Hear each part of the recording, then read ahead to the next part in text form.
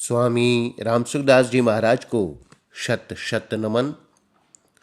प्रश्न: अनादिकाल से पड़े हुए ममता के संस्कार मिटे कैसे? उत्तर महाराज जी के शब्दों में: अनादिकाल का अंधेरा दिया सलाई जलाते ही भाग जाता है। किसी गुफा में लाखों वर्षों से अंधेरा हो और वहां जाकर प्रकाश करें तो वह यह नहीं कहेगा कि मैं यहाँ इतने वर्षों से हूँ इसलिए मैं जल्दी नहीं जाऊँगा। जब प्रकाश हुआ तो वह मिट गया।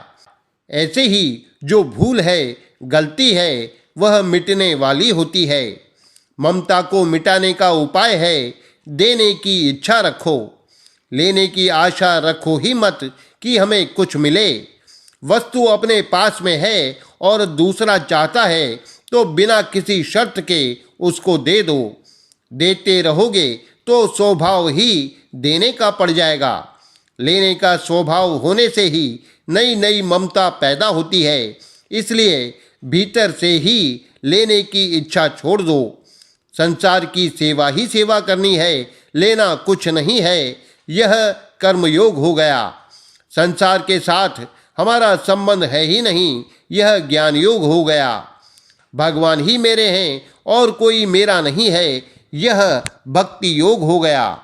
मेरा संबंध संसार के साथ है, संसार मेरा है और मेरे लिए है, यह जन्म मरण योग या बंधन योग हो गया। बार बार जन्मो और मरो। अब जिसमें आपको फायदा लगे उसको कर लो।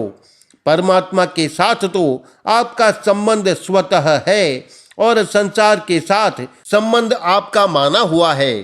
संसार से कितना ही संबंध जोड़ लो, वह टिकता ही नहीं। जो टिके नहीं उसको पहले ही छोड़ दो। भली सोचहि सज्जन जना, दिवी जगत को पूठ। पीछे देखी बिगड़ती, पहले बैठा रूठ। जो पीछे बिगड़ जाएगा उसको पहले ही छोड़ दिया। अगर कोई अपने कुटुंब को सच्चे हृदय से छोड़कर साधु बन जाए तो सबका सब कुटुंब एक साथ मर जाए, अथवा कुटुंब में 20-50 आदमी हो जाएं, उस पर कोई फर्क नहीं पड़ेगा। परंतु कुटुंब में एक लड़का मर जाए और वह रोने लगे तो उस साधु ने कोरा कपड़ा ही मिट्टी लगाकर खराब किया। जैसे साधु अपने कुटुंब की तरफ से मर जाता है, ऐसे ही आप भी सबसे मर जाओ तो मुक्ति हो जाएगी। मरते ही अमर हो जाओगे। जहाँ संसार से मरे कि अमर हुए, जीते हुए ही मर जाओ। संतों के पद में आया है, अरे मन जीव तड़ो ही मर रे। आज से ही मर जाओ, सब काम ठीक हो जाएगा। घर वालों से मर जाओ तो उनकी भी आफत मिट जाएगी। न तीजा करना पड़े, न द्वादशा करना पड़े, न नारायण बलि करनी पड़े, न कोई खर्चा उठाना पड़े। सब आफत मिट जाए। घर वाले भी मौज में और आप भी मौज में। भगवान की, संतों की, शास्त्रों की कृपा तो आप पर सदा से ही है। अब आप कृपा करो तो निहाल हो जाओ।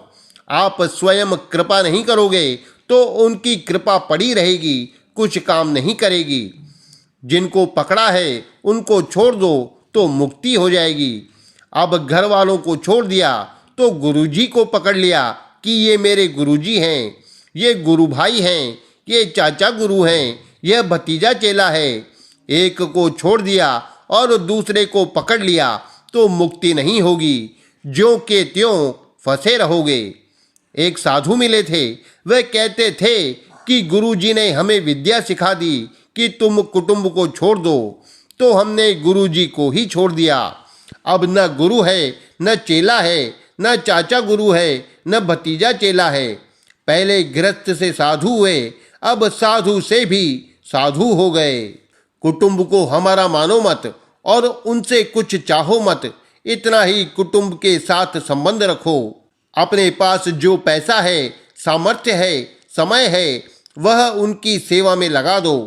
इससे सब कुटुंबी राजी हो जाएंगे और आपकी मुक्ति हो जाएगी।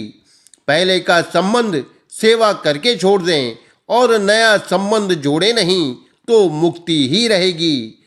मुक्ति के सिवा और क्या रहेगा।